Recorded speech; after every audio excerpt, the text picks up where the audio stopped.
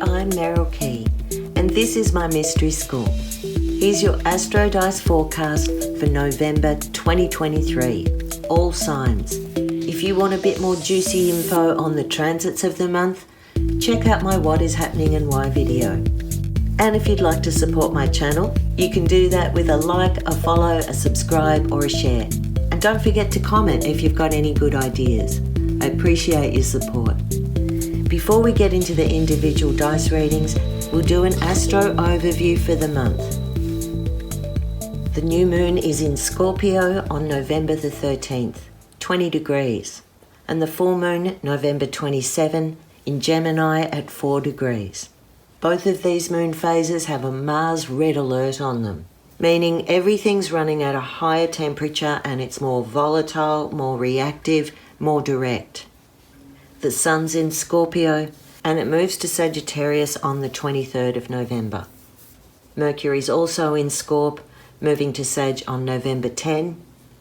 Venus is in Virgo and moves into Libra on November 9. Mars in Scorpio moves to Sag on the 24th.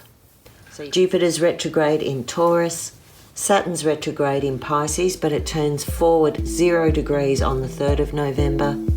Uranus retrograde in Taurus, Neptune retrograde in Pisces, and Pluto's in Capricorn. Chiron's retrograde in Aries, and the North Node is also in Aries, moving between 24 and 22 degrees. Having said that, let's get into some dice reads for each of the signs. And remember, this can be used for your sun, your moon, or your rising. Starting off with Aries. Aries, the eclipse mid-October put you into new territory, shifting the balance in relationships and even your relationship to yourself. Any changes you made, even subtle changes, can become something more profound. The North Node's in your sign until January 2025, and that's going to be making sure you're aligning with your more authentic path and a more authentic expression of yourself. What does the dice have to say?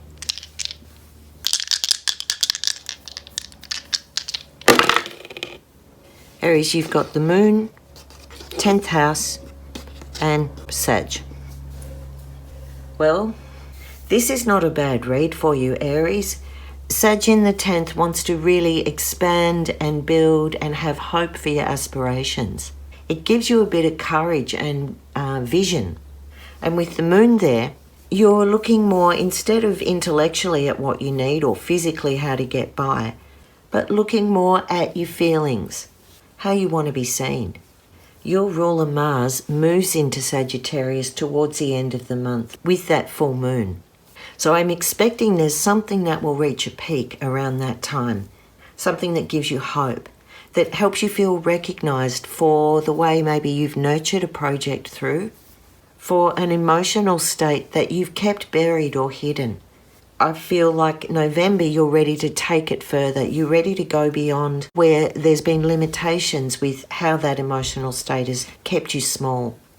Moon in the 10th house is also a place of culmination. And being okay to tweak yourself in a new direction, something that Sag would appreciate, a direction that's wiser, that's more philosophical, that connects deeper to your values and your principles. So Aries, good luck with that. The only word of warning might come around that full moon time because Sag is a sign that wants to really go over the top with things. So watch you don't get carried away in the moment. However, I got to say, the moon loves to be in Sagittarius. It makes everything more optimistic and bright and bubbly, and I feel it's going to be a good month for you. Taurus, the new moon mid-month presents a challenge that needs a new approach. Your first impulse might be reactive, so slow things down and start to put the pieces together. Something's been blocking your path, or the timing is off, and more's going to come out at the full moon, so choose your next step carefully. And this is especially true for those born between May 11 and May 14. What does the dice have to say?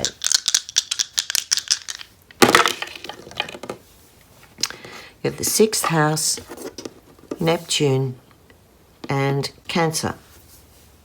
Well, if we're talking about a new approach for you, Taurus, Neptune is saying something's dissolving, and it's in the place of the 6th house, the place of your work, the place of your daily activities, the place where you get yourself organised. It's also the place of health.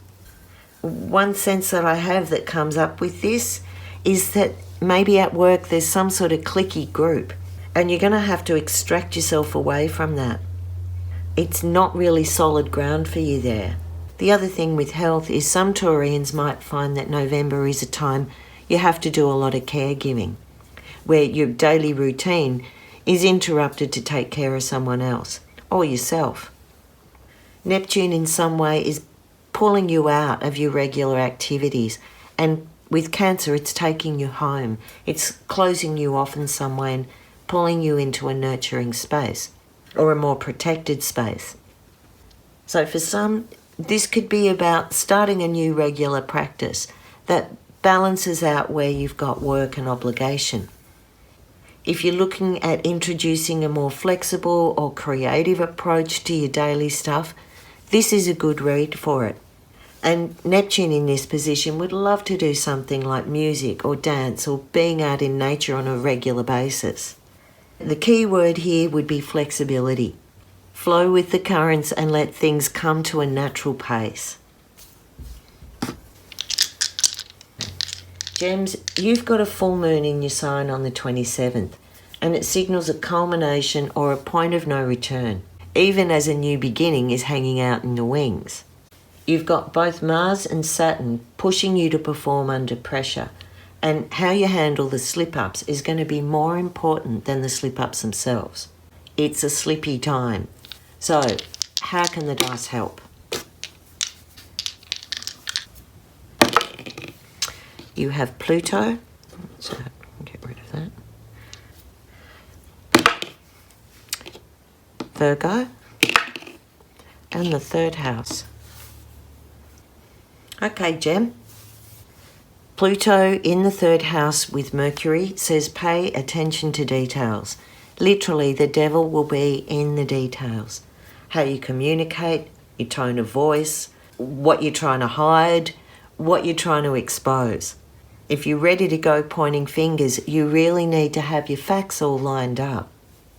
Pluto here, the god of death, is pointing out to that culmination that's coming with that full moon. The 3rd house is your home turf. This could be about something you've been learning. It could be about a conversation or a connection you've had. It could be about your brothers or sisters. It could be about something in your neighbourhood. You're ready to let go of something. And even if it's a physical letting go, it's the psychological letting go that's going to be the thing that trips you up or the thing that saves you. Virgo wants you to be able to see the patterns and see the systems, and also stick to the facts. Have analysis, have introspection, be able to sift through and assimilate some psychological shift that you've had and put it in its place.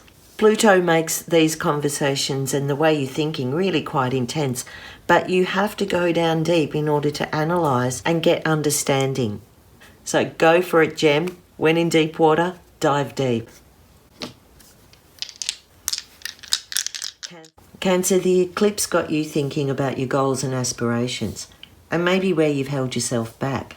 November's going to be a good time to expand your knowledge base and put your own skills into good use. So let's see what the dice can say to help you with that.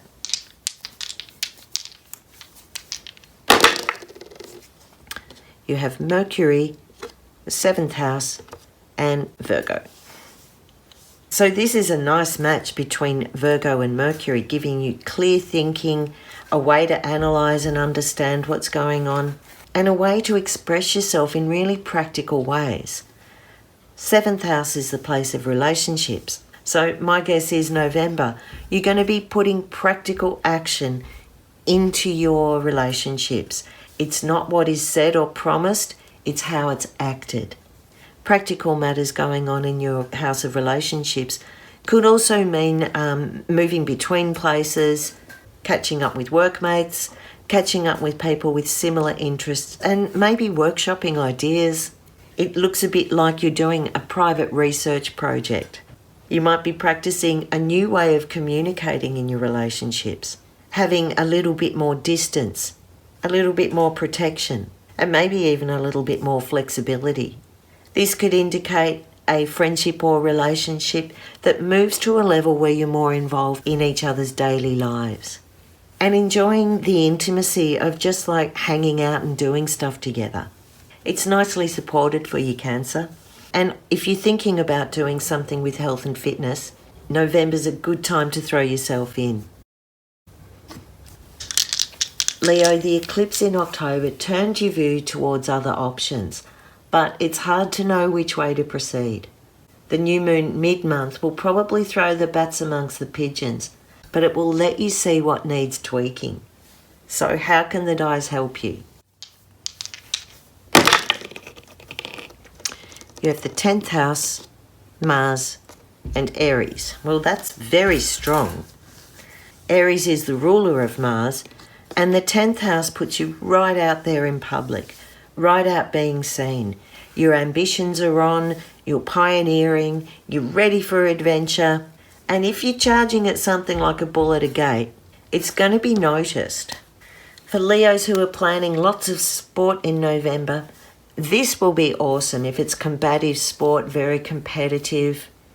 For those in a 10th house place that's like public office, like a committee or on a board, at a teacher-parent meeting, then Mars and Aries say there's going to be a challenge. There's a lot of focus with this, but the motivation under it can be a bit win at all costs. If you're going for a promotion, I say absolutely bloody go for it. But if starting a war doesn't really warrant what you're trying to achieve, then watch you don't start stomping on other people to get where you want to go. If you're standing on the winner's podium, be grateful and thankful for the other people who participated and who got you there. And if you're striving for the top, hold your focus and lead the way by pioneering a new direction.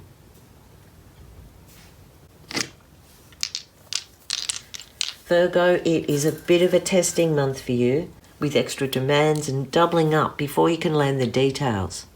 Practical solutions are best, and also pacing yourself so you don't blow out your nervous system. Here's some dice for that. You have the Moon, Gemini, 12th house. Virgo, the dice here is saying you might need to retreat and take some time out to keep that balance. This is a beautiful read for communicating with nature, with your ancestors, with your mystical inner self. It's a really nice read for finding practical solutions to include more of this love of nature and safe space to explore your inner world.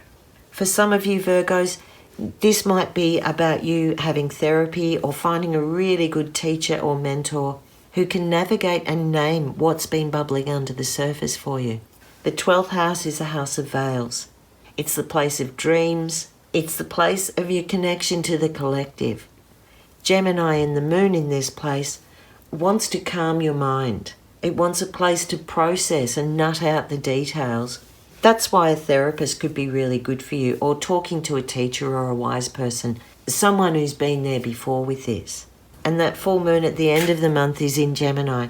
So I'm expecting that's when you're going to need this extra space to pull yourself back into, to deal with overwhelm, to get yourself back clicked in and aligned. Let yourself off the hook if you feel like you can't to attend to all your friends' needs and family demands. There's something you just need to sit back and soak up and absorb. Libra, the eclipse mid-October has marked a turning point. And now that you're on the other side, you've got your rule of Venus in Libra from the 9th of November. And that's going to bring some luck and connections to get you through the doorway. Let's get some dice advice for you. You have Libra, Neptune, and the 9th. Okay. Libra, there's your sign. And Neptune in the ninth is quite nice. It's dreamy, it travels, it does astral travel. It takes you to places of fantasy and mysticism. It connects you to a spiritual group. It connects you to a place where you can loosen your boundaries and let yourself flow a bit. If we're looking at how to step through the doorway, this dice is saying very much it's about sharing your knowledge and your teaching, and even about finding a new language to express yourself. With Neptune in the ninth, that expression can be through photography, through music, through osmosis, through telepathy. Why not go to all of those places and more? With that eclipse a couple of weeks ago, a lot of Librans would have found they had to put an end to something. And Neptune can point out where you've suffered a sacrifice. But I'm confident to say if you have lost and sacrificed in this last month or so, there's almost like a spiritual reward that comes through. A feeling of connecting on a higher level, a broader level, a more meaningful and purposeful level. Whatever you've left behind might have been blocking your spiritual direction. So Librans, keep pointing up and onwards. Keep dissolving the limitations and the boundaries that stopped you from really growing and really thriving and really sharing what you have. You're looking for relationships that elevate you, that have a fairly unconditional understanding and acceptance. And I say that's a really good goal and worth going through that eclipse for. Scorpio, the new moon on the 13th in your sign brings a new chapter. And it might bring it in with a bang. There's some tricky placements with that new moon, but upheaval can come with an opportunity. Let's see what the dice can say. You have the 6th house, Aries, and the moon. Scorpio, you're invited here to take courage, to lead the way, to put yourself first, to do something different and be brave about it. Moon in the 6th house needs a lot of flow and flexibility. It can't have a really rigid routine set to mark the day. But Aries would probably like a bit of direction. Somehow in November, you're going to have to find a way to be flexible and fluid with that. So I'm thinking if you have got a big to-do list, be flexy with it. This is a bit like keep it simple, stupid. And it is suggesting that some of you Scorps are going to have a bit of overwhelm. So just set a simple goal and move towards it easily. If you've had health issues, Scorp, this looks like a place where you get your real strength back, where you're back in form, and anything that holds you back is more about your feelings on the matter rather than your actual physical strength. And because you've got that new moon in your sign, I'm guessing that most of this time for courage and perseverance and strength will be coming up around the 13th. So get ready for that upheaval. It's a bit of a doozy month. Oh, and also those moon phases, it's mainly Mars that's tripping everything up, and Mars is the ruler of Aries. So check in with your own need for self-care around that new moon time. Don't let yourself get frayed at the edges. Just keep focused and persevere. Sag, Saturn and Mars are bringing up accountability issues for you this month. But when Venus moves into Libra on the 9th, you might get some clarity on your finances or a key relationship that's been bugging you in this time. And that's going to build up to a bit of a turning point with the full moon in Gem on the 27th. So what do you really need to know? 7th house, Mercury, Virgo, and the South Node. What do you need to know, Sag? Well, you need to know that something in your relationships is pulling back or depleting. And it's got some Virgo feel with it. So it might be where there's a clash of the way you think with someone. It might be because you can't get your day-to-day stuff together. It might be because you're really busy at the moment and you can't attend what this relationship requires from you, that you've been stuck in a rut somewhere. We also just had an eclipse with the South Node. So I'm expecting there's something that's come up since that time, mid-October. And I think you're ready to put in more protections around yourself with this relationship. There's something here that has you looking back at the way things been and not quite sure that they've played out the way you wanted them to play out. Virgo is a beautiful sign and its primary interest is to serve. So in relationships, this means you become the one who serves. And I think you're over it. A question you might be ready to ask yourself in those key relationships is, how does it serve me? And use that as your guide for November. Some Capricorns might have been overindulging or taking on too much. And underneath it all, you've been really restless for change. When Venus moves into Libra on the 9th, you might have to start reassessing your values and looking at where the balance truly lies. Let's see what the dice can say. You have the Moon, Aries, 10th house. Well, Caps, this is making you very restless. You want to start something new. You've reached a peak of something. Aries always asks for more independence. It asks for you even to be a little bit selfish about things. And there's a picture here that you might feel you're alone, standing out in public, being a target, where you have to put on a brave face. For some of you, this is like independence, breaking free from a mother bond. Some of you might be looking at becoming empty nesters, or your children going through a different life stage, or some kind of interaction that you've got with your own mother to establish independence. 10th house is your home ground. And the Moon in Aries is very practical, very can-do, very willing, and even a bit combative. It's headstrong. It can really give you independence. It can really give you motivation and focus. It can help you push through tough times. Because we know, Caps, some of you have been taking on far too much. This might be the point where it breaks that cycle, where you have a little bit of an outburst and you want to be left alone for a bit, just to get on with what you want to get on with. Your instinct is really strong this month, and I feel you're able to protect yourself well if you do become a target. Aquarius, there's a frustration that prickled up at the end of October, and it gets another hit in the middle of this month with that new moon. You might need more innovation in your approach. So what can the dice suggest? You have Cancer, Uranus, and the 7th. Okay, this is kind of prickly for your relationships. There's your ruler, Uranus, but wherever it lands in the reading, it throws in a little scud. In this case, it's in relationships, the 7th house, and with Cancer, it might be around relationships where your role is as a mother or as a child or as a nurturer, as a carer.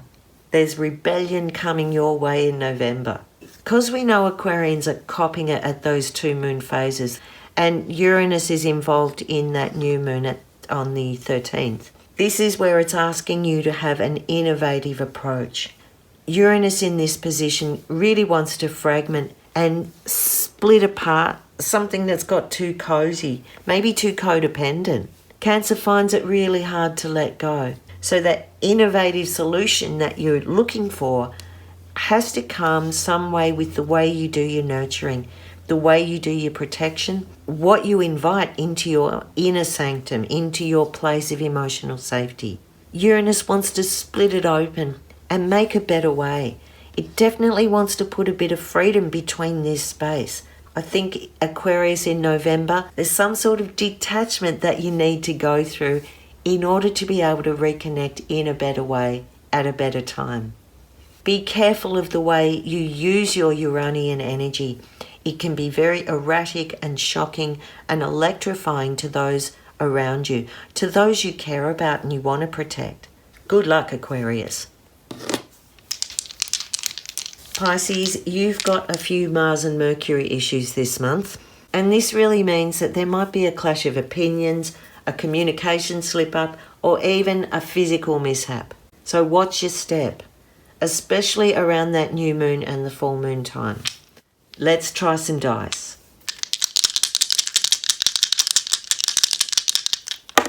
Oh, you've got the South Node, 9th house, and Libra.